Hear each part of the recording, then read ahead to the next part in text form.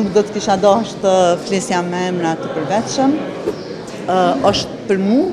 personalisht, është pak absurde që një person cili do të qoftaj, i cili ka folur fjalë të pavërteta, gjëra të cilat i dinë edhe vetë që nuk qëndrojnë për kryeministrin Kurti,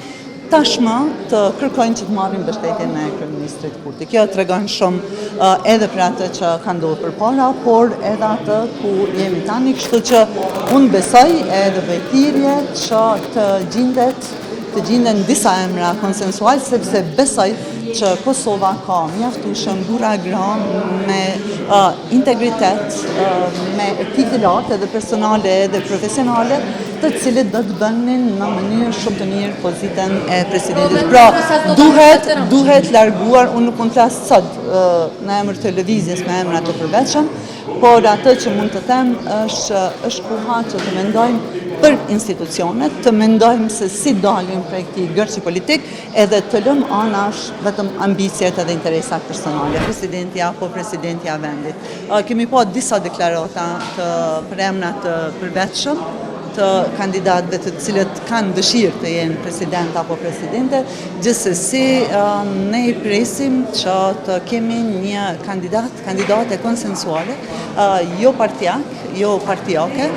të cilët do të ushtronin besoj edhe me kompetencë përgjithësi pozitën e tyre dhe rolin unifikues që ju jep edhe kushtetuta. Në këtë rast ju nuk do të keni një kandidat partia nga Kjo është një çështje që duhet të diskutohet. Ju e dini që edhe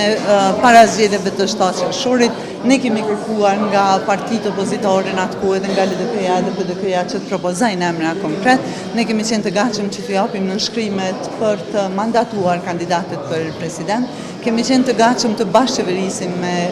LDP-n, kemi qenë të gatshëm të lirojmë pozitën e kryetarës kuvendit, pra kemi bërë gjithë çka është në mandatin tonë, përkundër që numrat dhe forcat në kuvend kanë qenë dukshëm në favor tonë, por jemi munduar që të shmangim një palë zgjedhje të reja edhe të funksionalizojmë institucionet dhe të vazhdojmë me punë të shumta të cilat janë me rëndësi për qytetarët. Por ndodhi e që ndodhi, ju e pa që nuk pat gatishmëri të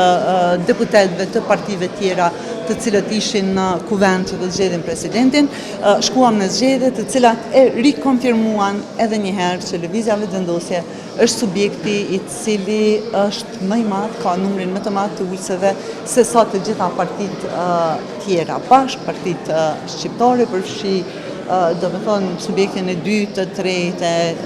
kështu me radhë.